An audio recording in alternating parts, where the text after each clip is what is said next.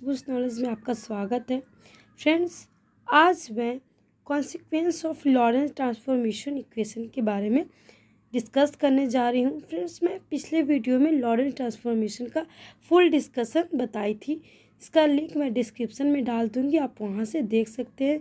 उस पर मैं डिस्कशन में उसका फॉर्मूला और जो भी जिनके द्वारा किया गया था सारा कुछ मैं डिस्कस की थी। तो फ्रेंड्स, यहाँ पे consequence of Lawrence transformation equation है। कॉन्सिक्वेंस मतलब फ्रेंड्स होता है परिणाम। लॉरेंस ट्रांसफॉर्मेशन इक्वेशन का क्या परिणाम निकला उसके बारे में मैं डिस्कशन कर रही हूँ। फर्स्ट है friends relativistic addition of velocities. Friends, we have from Lorentz transformation equation. Lorentz transformation equation के अनुसार x dash is equal to x minus we T by root under 1 minus v square by C square, इतना आया था friends. पिछले जो video में बनाई हूँ उसमें आप देख सकते हैं। Y dash equal to Y, Z dash equal to Z और T dash equal to friends T minus we x by root under 1 minus we by C square, इतना आया था फ्रेंड्स। उसके बाद फ्रेंड ये जो है from this we can have necessary derivatives. Now u dash is equal to D x dash by D t dash is equal to friends वो जो इक्वेशन था उसका मैं डेरिवेटिव निकालूंगी। तो d into x minus we t root under 1 minus we square by C square by d into t minus we x by C square root under 1 minus we square by C square. यहाँ पे friends आएगा U dash is equal to D by X minus we D into x minus we T by D by T minus we x by C square. फिर U dash is equal to D X minus we D T, यहाँ पे friends इससे into कर दिया जाएगा D से, तो D X minus we D T आ जाएगा और by D T minus we by C square D X आ जाएगा। फ्रेंड्स आगे देखते हैं कि अगर हम न्यूमरेटर और डिनोमिनेटर दोनों को अगर डी टी से हम डिवाइड करते हैं तो क्या आता है। तो u dash is equal to D x by D T minus we D t by D t by D T minus we by C square into d x by D t. Friends यहाँ पे d t by D t is equal to 1 हो जाएगा। तो यहाँ पे friends d x by D t को हम यहाँ पे इसको u लिखेंगे और ये जो है 1 हो जाएगा। तो friends d x by D t is equal to u हो जाएगा और माइनस वी इंटू 1 यानी कि v हो जाएगा। तो d t by D t 1 minus we by C square into d x by D t को हम u लिखेंगे और ये इक्वेशन हमारा फर्स्ट हो जाएगा।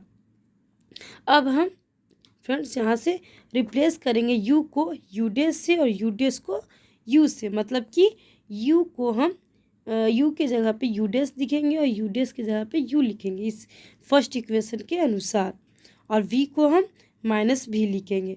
तो फ्रेंड्स यहाँ से जो इक्वेशन बनेगा इक्वेशन 2 वो हो जाएगा u equal to u dash plus v by 1 plus v by C square into you dash. Friends आप यहाँ पे देखेंगे कि u को हम u डैश से रिप्लेस कर रहे हैं, तो यहाँ u डैश था ऊपर में तो यहाँ पे u हुआ, यहाँ u था तो यहाँ u डैश हुआ, माइनस b था तो यहाँ प्लस b हो गया 1, यहाँ minus b by C square है तो यहाँ पे plus b by C square हो गया इंटू u है तो यहाँ u डैश स्क्वायर हो गया। फ्रेंड्स आगे हम इक्वेशन 2 है ये आगे देखेंगे कि relating 1 and 2 gives velocity transformation rule and are called the relativistic law of addition of velocity. Friends equation 1 और 2 से हमें वेलोसिटी ट्रांसफॉर्मेशन रूल मिलता है और इसे ही हम relativistic law of addition of velocity कहते हैं। आगे फ्रेंड्स सेकंड जो है टॉपिक वो है limiting velocity of material particle. Friends इसके अनुसार ये अनदर इम्पॉर्टेंट कॉन्सिक्वेंस है फ्रेंड्स ट्रांसफॉर्मेशन लॉरेंस ट्रांसफॉर्मेशन का। इससे ये है फ्रेंड कि कोई भी no material particle can have velocity greater than the velocity of light in vacuum. Friends इसका मतलब ये है कि velocity of light in vacuum से कोई भी मटेरियल ऑफ पार्टिकल ग्रेटर नहीं हो सकता है। फ्रेंड इससे बताने के लिए मैं कुछ और डिस्कशन दे रही हूँ, जैसे कि सपोज करते हैं फ्रेंड्स कि ये velocity of certain particle in inertial frame में है जो कि ए सीज यू है। कंसीडर अनदर इनर्शियल फ्रेम है ए स्टेस है, जिसका velocity V less than less than C है relative to system S in which the velocity of the particle also less than the velocity of light in vacuum, that is U dash less than C. This is not impossible or difficult because there is an infinitely greater number of inertial frames relative to the given inertial frame. Any frame moving with uniform velocity with respect to a certain inertial frame is also inertial now. फिर यहाँ पे आप देख सकते हैं कि c minus you जो है वो c minus U dash plus V by one plus V by C square into you dash हो जाएगा. फिर इसको सॉल्व करने के बाद c into one plus V by C square into you dash minus U dash plus v by one plus V by C square into you dash आएगा. उसके बाद फ्रेंड्स नेक्स्ट इक्वेशन है उसमें c minus we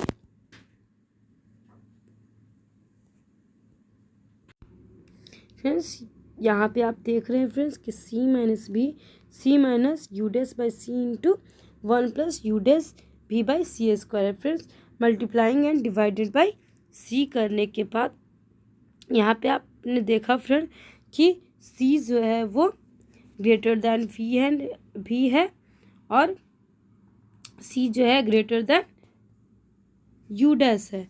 friends our प्रिज्यूम्सन ये निकला कि c minus you जो है पॉजिटिव है और c जो है greater than equal to u है. फ्रेंड्स आगे the velocity of light in vacuum is the highest possible velocity of material particle in nature. Friends मैं पहले भी बताई थी कि जो velocity of light in vacuum है वो सबसे ज़्यादा होता है. यहाँ पे भी यही चीज़ लिखा हुआ है कि velocity of light in vacuum is the highest possible velocity of material particle in nature. तो फ्रेंड्स थर्ड जो है वो contraction of lens Lawrence future है कॉन्ट्रैक्शन है. फ्रेंड्स इसमें जो फिगर दिया हुआ है इसमें कि दो रेफरेंस फ्रेम है एस और एस डैश वाई और वाई डैश वो जो ओ और ओ डैश जो है फ्रेंड्स वो ऑरिजिन है एक्स से एक्स डैश तक ले जाता है. उसके बाद let us consider in draw parallel to x axis placed in system at rest the x coordinates of the units of the rod in system S be at x1 and x2 that the length of the rod system S will be x2 minus x1 जिसे हम L कह सकते हैं और L equal to यहाँ से friends हो जाएगा x2 माइनस x1. तो since the observer O dash in system S dash is moving with velocity v relative to system S along x axis that O dash is moving with velocity v relative to the rod 2. Now we have to determine the length of the rod from system S. Then let S1 dash and S2 dash with coordinates of the ends of the rod along x axis for system S dash at time t dash thus the length of the rod at rest in system S observed by the observer in system S dash is L dash is equal to x2 dash minus x1 dash. Friends ऊपर में जो था वो S system के लिए था तो L equal to x2 minus x1 था और यहाँ एस डैश सिस्टम के लिए इसलिए L dash equal to x2 dash minus x1 dash है. तो फ्रेंड इनवर्स लॉरेंस ट्रांसफॉर्मेशन इसके लिए भी मैं डिस्कस की थी फ्रेंड्स. वो जो टॉपिक मैं लॉरेंस ट्रांसफॉर्मेशन बताई थी उसमें तो यहाँ पे x1 is equal to x1 dash plus bt1 dash by root under one minus b square by C square है और x2 equal to x2 dash plus bt1 dash by root under one minus b square by C square है. तो friends यहाँ पे x2 minus x1 equal to L है और x2 dash equal to L plus x1 dash और x2 dash minus x1 dash equal to L है. तो friends यहाँ हम एवं इक्वेशन को सब्ट्रैक्ट करने के बाद x2 minus x1 equal to हो जाएगा x2 dash plus bt dash by root under one minus b square by C square minus x1 dash plus bt1 dash by root under one minus b square by C square. Friends दोनों को subtract करने के बाद जो equation आएगा friends उसको हम solve कर रहे हैं जैसे कि x2 dash plus bt dash minus x1 dash minus bt1 dash by root under one minus b square by C square x2 dash minus x1 dash by root under one minus b square by C square. Friends यहाँ से जो आएगा equation friends वो आएगा कि L dash equal to L into 1 minus we square by C square का power 1/2 है friends. और अगर हम बाइनोमियल थ्योरम के अनुसार इसे लिखेंगे तो L dash equal to L into 1 minus we square by C square. और यहाँ से हमें पता चलता है कि एल डैश जो है वो लेस है एल से। फ्रेंड्स ये फॉलो करता है कि length of the rod seems to be contracted when measure from moving observer in the ratio. मतलब कि friends length of the rod जो कॉन्ट्रैक्टेड है वो मेजर होगा 1 रेशियो, वो रेशियो में मेजर होगा, इसका रेशियो होगा 1/√1 minus we square by C square. Friend इसी को हम लॉरेंस फ्यूजरलैंड कॉन्ट्रैक्शन कहते हैं। फ्रेंड्स फोर्थ जो है वो आइंस्टीन टाइम डिलेशन और अपेरेंट रिटार्डेशन ऑफ क्लॉक है। फ्रेंड्स ये बहुत ही इंपॉर्टेंट है, इससे क्वेश्चन में पूछे जाते हैं एग्जाम में। तो let us consider two system S and system S is moving with velocity v relative to system S along positive direction of axis. Let us consider a clock be placed at x1 in system S which is at rest. That this clock gives signal at time t1 in system S and t1 dash इस system S dash. मतलब कि friend ये clock है जिसमें कि ये signal देगा कि एक सिस्टम एस में टी सिग्नल देगा और एस डैश सिस्टम में टी डैश सिग्नल देगा। Then from Lorentz transformation equation के अनुसार friends t one dash is equal to हो जाएगा यहाँ पे t1 minus we x by v x 1/c square √1 minus b square. ये जो इक्वेशन 1 होगा if this clock give signal against at t1 and t1 time t2 in system S and t2 dash in system S। then friends second मतलब कि एक t1 time t2 dash में अगर system S dash के अनुसार देगा तो इसका जो इक्वेशन होगा वो t2 dash is equal to t2 minus we x dash by c by √1 minus b square होगा। उसके बाद the clock give signal at interval of time t2 minus t1 equal to delta t in system S. मतलब कि friend clock जो signal देगा वो interval of time में देगा, मतलब कि t2 minus t1 equal to delta t होगा system S. Whereas this time interval मतलब कि ये सिस्टम एस में देगा और सिस्टम एस डैश में जो है वो t2 dash minus t1 dash is equal to delta T dash देगा। उसके बाद देयरफॉर इक्वेशन 1 और 2 के अनुसार हम फ्रेंड्स देखेंगे कि t2 dash minus t1 dash करने के बाद t2 minus we x 1/c square minus t1 minus we x 1/c square आएगा और बटा में √1 माइनस बी स्क्वायर होगा बीटा स्क्वायर। फिर इसको सॉल्व करने के बाद t2 dash minus t1 dash equal to t2 minus t1 by √1 minus b square होगा। फिर डेल्टा टी डैश यहाँ पे फ्रेंड्स ऊपर में बताया गया था कि t2 dash minus t1 dash को हम डेल्टा टी डैश लिख सकते हैं और यहाँ t2 माइनस t1 को डेल्टा टी लिख सकते हैं और √1 माइनस बीटा स्क्वायर को उसी तरह लिखेंगे। तो फ्रेंड्स यहाँ से जो इक्वेशन आएगा वो delta T dash by delta T by √1 minus we square by C square का पावर 1/2। तो यहाँ पे फ्रेंड्स जो इक्वेशन आएगा वो delta T dash is equal to delta T into 1 minus we square by C square minus 1/2 हो जाएगा।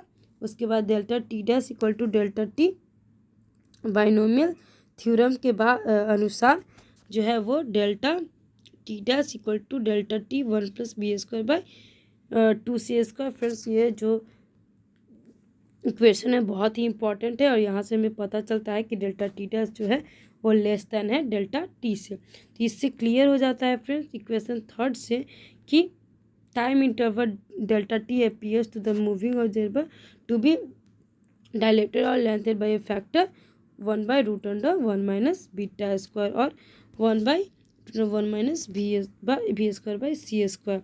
तो again we if you consider the clock placed in system S then the clock at rest relative to s dash and is moving with the velocity v t1 dash time। और उसके बाद clock given signal placed at S and S dash t1 time के साथ। और inverse Lawrence transformation equation में हम अगर देखेंगे तो जो इक्वेशन 4 है वो t1 is equal to t1 dash plus V x dash by C square root 1 minus beta square होगा। और अगर हम गिब्स इन T2 डैश सिस्टम को देंगे S dash and T2 with the time observer के साथ, तो हमारा जो इक्वेशन 5 है वो T2 is equal to T2 dash plus V x dash square by C square root 1 minus beta square होगा। फ्रेंड्स यहाँ से देख रहे हैं कि T2 minus T1 by delta T हो जाएगा और टाइम इंटरवल एस है। और एस डैश में friends T2 dash by minus T1 dash equal to delta T dash हो जाएगा।